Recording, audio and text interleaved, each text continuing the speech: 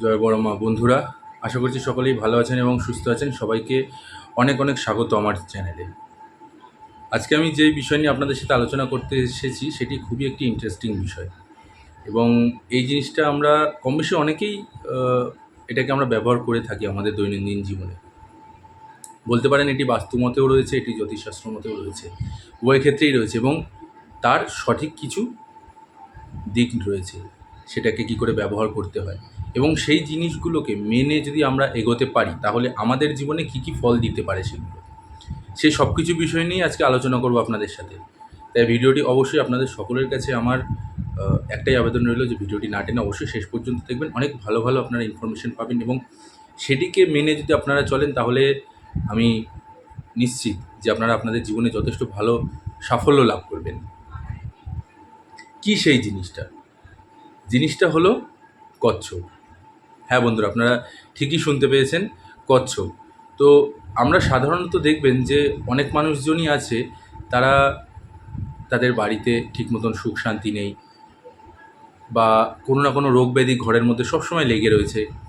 এরই সাথে সাথে অকাল মৃত্যু বলতে পারেন, অথবা কেউ না কেউ শয্যাশায়ী হয়ে রয়েছে, দীর্ঘদিন ধরে রোগাগ্রস্ত হয়ে রয়েছে, রোগ ব্যাধি কিছুতেই বাড়ি থেকে ছাড়ছে না, ওষুধ বাড়ি থেকে বেরোনোর নামই করছে না।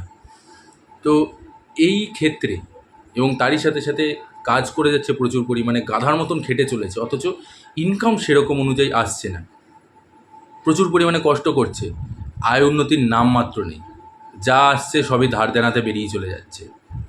এই সমস্ত কিছু, এই জিনিসগুলোকে কী করে নিয়ন্ত্রণ করা যায়, তার জন্য একটা খুবই গুরুত্বপূর্ণ তবে খুবই সামান্য একটা প্রতিকার রয়েছে। কি সেই প্রতিকারটা? প্রতিকারটি হলো কচ্ছপ।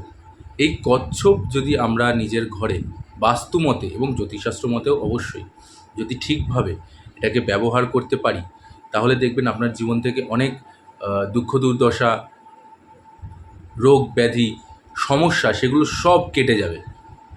কি করে ব্যবহার করতে হবে? সর্বপ্রথম আমি বলবো যেটা, সেটা হলো যে আপনি একটি দেখবেন, আপনি যে কোনো দর্শকর্মার দোকানে হোক বা যেখানে ঠাকুরের মূর্তি বা ঠাকুরের ছবি এই জিনিসগুলো বিক্রি হয়, সেই দোকানে গিয়ে আপনি বলবেন যে কচ্ছপের একটা সেট পুরো দিতে, তো তারা দিয়ে দেবে। দেখবেন একটা ছোট তামার হোক বা নর্মাল হোক, একটা ছোটো প্লেট থাকবে, তারপরে কচ্ছপ থাকবে। তো সেটাকে আপনি আপনার সিংহাসনের উত্তর দিকে, অবশ্যই যেন সিংহাসনের সেটা উত্তর দিক হয়, মানে এরকমভাবে থাকবে যে আমার সামনে উত্তর দিক মুখ করে আমি যখন থাকছি তখন সেক্ষেত্রে আমার সামনে মা লক্ষ্মীর ছবিটা থাকবে অথবা মা লক্ষ্মীর একটি মূর্তি থাকবে এবং তার পায়ের সামনে সেই তার দিকে মুখ করে, অ্যাকচুয়ালি তার দিকে মুখ করে কচ্ছপ সেই প্লেটটার ওপরে থাকবে এবং কচ্ছপ থাকবে। তবে একটা জিনিস মাথায় রাখতে হবে, যদি আপনার ঘরের সিংহাসন আপনার শয়নকক্ষে হয়ে থাকে, যদিও বা শয়নকক্ষে সিংহাসন রাখা উচিত নয়, তার জন্য আলাদা একটি ঠাকুরের মন্দির ঘর বা একটা আলাদা ঘর যেখানে মন্দির হিসাবে আমরা সেটাকে ঠাকুর ঘর হিসাবে যেটাকে আমরা ব্যবহার করে থাকি, সেরকম একটা ঘর রাখাটা খুবই প্রয়োজন। এবার অনেকের ঘরে থাকে না, তো সেক্ষেত্রে কী করবে? সেক্ষেত্রে কি সে করতে পারবে না? অবশ্যই করতে পারবে। কি করতে হবে তাকে?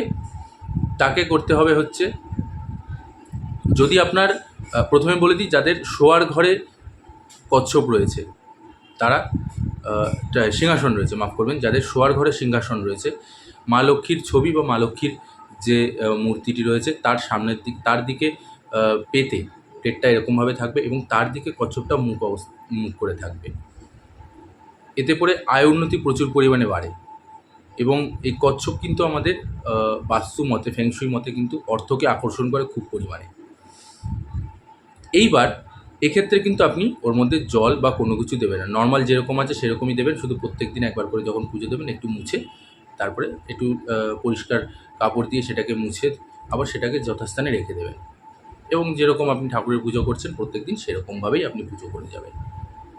এবার যাদের সিংহাসন বা যাদের ঠাকুরঘর আলাদা রয়েছে সেক্ষেত্রে তারাও কিন্তু একইভাবে এই নিয়মটা পালন করে সিংহাসনের সামনে, সিংহাসনের মধ্যে ওই কচ্ছপের সেই প্লেটটাকে রেখে তার উপরে কচ্ছপটাকে রেখে দিয়ে এবার তার মধ্যে আপনি প্লেটটার মধ্যে একটু জল দিয়ে দিতে পারবেন। সেটা গঙ্গার জল হলে তো অতীব মঙ্গল, না হলেও সাধারণ জল যেটা পরিষ্কার জল, সেই জল আপনি প্লেটের মধ্যে দিয়ে ওটাকে রেখে দিন, আর প্রত্যেক দিন ওই জলটাকে পাল্টাবেন।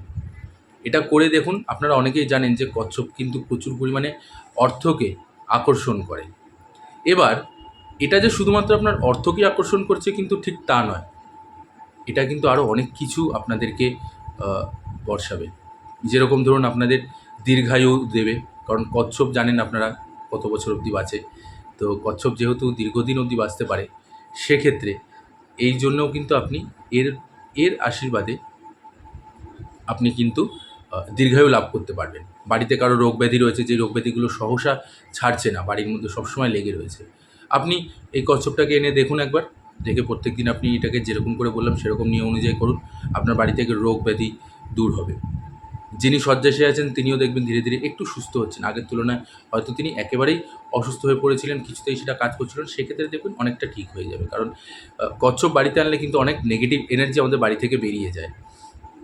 এবং তারই সাথে সাথে যদি আপনি রূপোর আনাতে পারেন তাহলে তো খুবই ভালো। যদি না হয়, সবার ক্ষেত্রে তো রূপো আনাটা সম্ভব না, তাহলে আপনি সাধারণ প্লেটও পাওয়া যায়, সাধারণ কচ্ছপের ওরকম একটি মূর্তি, আর তার সাথে ওই প্লেট এমনি নর্মাল দশকর্মার দোকানেও পাওয়া যায়। তো আপনি সেক্ষেত্রে সেগুলোকেও আপনি ব্যবহার করতে পারেন, এবং এতে করে আপনাদের আয় উন্নতির বৃদ্ধি হবে খুব পরিমাণে। এবং এরই সাথে সাথে আপনি দেখতে পারবেন যে ঘরের মধ্যে থেকে নেগেটিভ এনার্জি, সাংসারিক অশান্তি, লোন, দ্বিধা, তারপরে আপনি ধার দেনায় যুক্ত হয়ে রয়েছেন, জড়িত হয়ে রয়েছেন, এই জিনিসগুলো আপনার জীবন থেকে ধীরে ধীরে কাটতে শুরু করে দেবে। কাজে আপনার কোথাও মন বসছে না, বা আপনার কাজ হচ্ছে না অনেক দিন ধরে, সেই জায়গাতেও আপনি দেখবেন গতি ফিরে পাচ্ছেন। আপনি আচমকা কোনো একটা জায়গা থেকে ভালো অফার পেয়ে যেতে পারেন। আপনার কোনো একটা কাজ আটকে রয়েছে, সেই কাজ আপনাদের ঠিক হয়ে যাবে। কোথাও আপনি কাউকে টাকা দিয়ে রেখে দিয়েছেন, সেই টাকাটা আপনি ফেরত পাচ্ছেন না, সেক্ষেত্রে আপনি সেই টাকাটা আপনি ফেরত পেয়ে যাবেন। এর সাথে আমি আরও একটা জিনিস বলতে চাই, আপনারা কিন্তু অনেকেই জানেন যে কচ্ছপ কিন্তু শ্রী বিষ্ণুর বাহন। তো সেক্ষেত্রে আপনি কিন্তু সেখানেও আপনি অনেকটা লাভ করতে পাবেন। এবং এরই সাথে সাথে আপনি এই যে ঘরের মধ্যে দেখবেন যে ছেলেমেয়েরা অশান্ত, কথা শুনছে না, মুখে মুখে তর্ক করছে, পড়াশোনায় ঠিক মতন মন দিচ্ছে না, এটাও কিন্তু আপনারা ভালো ফল পাবেন। যে পড়াশোনার ক্ষেত্রেও কিন্তু আপনি দেখবেন আপনাদের বাড়িতে যে সন্তান আছে বা যে সন্ততি আছে, তারাও দেখবেন তাদের একাগ্রতা, তাদের ভালোবাসা পড়াশোনার প্রতি বাড়ছে, তাদের মনোনিবেশ ঘটছে পড়াশোনার ক্ষেত্রে। শুধুমাত্র যে কচ্ছপ আপনাকে আর্থিক দিকে উন্নতি করবে তা না, পরিবারের মধ্যে সমস্ত রকমের সমস্যা সেগুলোকে দূর করে দেবে। এবং এর সাথে সাথে আপনি দেখতে পারবেন যে ঘরের মধ্যে কোনো রকম কোনো নেগেটিভ এনার্জি আছে সেগুলো কেটে যাবে, বাধা বিপত্তি কেটে যাবে, সব কাজে আপনি গতি ফিরে পাবেন, ভালো লাভ করতে পারছেন, আপনার আয় উন্নতি প্রচুর পরিমাণে বাড়ছে। এবং এর সাথে সাথে আমি আরেকটা জিনিস বলতে চাই যে অনেকে হয়তো দেখবেন যে আপনি, যে অনেকে তর্জনীতে কচ্ছপ ব্যবহার করে। তো আমি সেক্ষেত্রে সেটা তার ব্যক্তিগত ব্যাপার, সে করতেই পারে, কিন্তু তবুও আমি এক্ষেত্রে একটু সেদিকে একটুখানি আমার ব্যক্তিগতভাবে বিশেষ একটা পছন্দ না কচ্ছপটাকে, কচ্ছপের আংটি আঙ্গুলে পরাটা। তার কারণটা হচ্ছে যে দেখুন, আমরা ঈশ্বর, কচ্ছপ এই আঙ্গুলে পরা মানে শ্রীনারায়ণকে স্মরণ করা। এইবার আমরা যেই হাত দিয়ে এঁটো খাবার দাবার খাচ্ছি, আঙ্গুলে আংটি শুধু পরলেই হয় না, সেটার অনেক নিয়মবিধি আছে, সেগুলোকে মানতে হয়।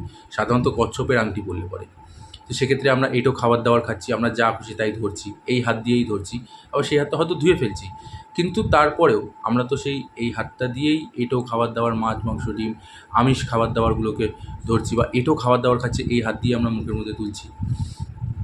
তো সেক্ষেত্রে আমার এটা আমার ব্যক্তিগত মতামত যে আঙ্গুলে কচ্ছপের আংটি না পরাটাই শ্রেয়। কারণ এতে করে দেখা যায় যে হয়তো সেটা উল্টো হয়ে গেল, যে আপনি যেই ভালো কাজের জন্য করতে যাচ্ছেন সেটা আরও উল্টো হয়ে গেল। আর্থিক উন্নতি করাতে চাইছেন, হয়তো সেখানে আপনাকে অনেক মুখ থুবড়ে পড়তে হলো, হওয়া হওয়া কাজগুলো আটকে গেল। কারণ আপনি নিরামিষ আহার আমিষ আহার ভোজন করছেন, এটা ওটা সেটা অনেক কিছুই ধরছেন এই হাতটা দিয়ে, আবার সেই হাতটা হয়তো ধুয়ে ফেলছেন, কিন্তু আমরা তো ধরে তো ফেলছি সেই জিনিসগুলোকে। তো সেই জন্য আমার ব্যক্তিগত মতামত যে আঙ্গুলে আংটি না পরাটাই শ্রেয়, আঙ্গুলে আংটি না পরলেও চলবে। আপনি তার পরিবর্তে সিংহাসনে, আপনি যেরকমটা বললেন যে শোয়ার ঘরে যদি আপনারা থাকেন, শোয়ার ঘরে যদি আপনাদের সিংহাসন থেকে থাকে, সেক্ষেত্রে আপনি সাধারণ প্লেটের ওপরে ওই কচ্ছপটাকে রেখে দিন, আর প্রত্যেকদিন পরিষ্কার করে পুজো করুন। আর যদি আপনার ঠাকুরঘর আলাদা হয়ে থাকে তাহলে অবশ্যই আপনি রাখতে পারেন, তাতে কোনো সমস্যা নেই। সেক্ষেত্রে আপনি প্লেটের ওপর কচ্ছপ রেখে তার মধ্যে গঙ্গার জল দিয়ে দেবেন, এবং প্রত্যেকদিন সেই জলটা পাল্টে আবার নতুন জল দেবেন পুজো করার সময়, দিয়ে ওটাকে রেখে দিতে পারেন। এইটাকে যদি আপনি একটু মেনে করতে পারেন, তাহলে দেখবেন আপনার বাস্তুমতে অনেক বাস্তুর দোষ কেটে যাবে ঘরের থেকে। নেগেটিভ এনার্জি, নেগেটিভ সমস্যা, নেগেটিভ চিন্তা, মনের মধ্যে সবসময় একটা কুচিন্তা বা মনের মধ্যে সবসময় একটা দুশ্চিন্তা, ভয়, ভীতি, এই জিনিসগুলো আপনাদের জীবন থেকে, আপনাদের মন থেকে পুরো পরিমাণে কেটে যাবে। এগুলোকে আপনাদেরকে একটু মেনটেন করতে হবে বন্ধুরা। তো এটাকে একটুখানি আপনারা মেনে চলুন। দেখুন এই কচ্ছপের জন্য আপনাদের কী পরিমাণ আয় বৃদ্ধি হতে পারে।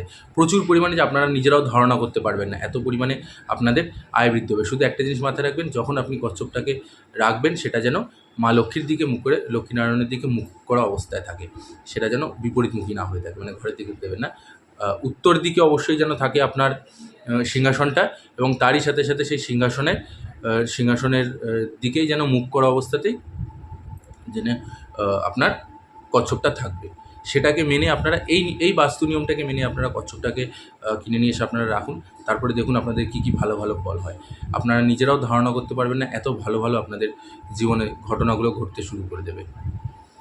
এবং আপনারা নিজেরাই আমাকে কমেন্ট করে এবং হোয়াটসঅ্যাপেও আমাকে মেসেজ করে জানাবেন যে কী কী আপনাদের জীবনে পরিবর্তন আসছে। আজ এখানেই শেষ করছি বন্ধুরা। আশা করছি আপনাদের সকলের ভিডিওটি ভালো লেগেছে। ভিডিওটি ভালো লাগলে অবশ্যই একটি লাইক আর কমেন্ট করে দেবেন। আর তারই সাথে সাথে বন্ধুবান্ধব, আত্মীয়স্বজন সবার কাছে ভিডিওটি ছড়িয়ে দিন, যাতে তারাও এর উপকারিতা পায়। এবং এরই সাথে সাথে যারা আমার চ্যানেলে নতুন আছেন তারা অবশ্যই আমার চ্যানেলটিকে সাবস্ক্রাইব করে পাশে থাকা বেল আইকনটি প্রেস করে নেবেন, এবং অল নোটিফিকেশানটি কিন্তু অন করতে একদমই ভুলবেন না। আর কমেন্ট বক্সে অবশ্যই জয় বড়মা লিখতে একদমই ভুলবেন না। আমি বড় মায়ের কাছে আপনাদের এবং আপনাদের পরিবারের সকলের সুস্থতা এবং মঙ্গল কামনা করি। জয় বড়মা, নমস্কার।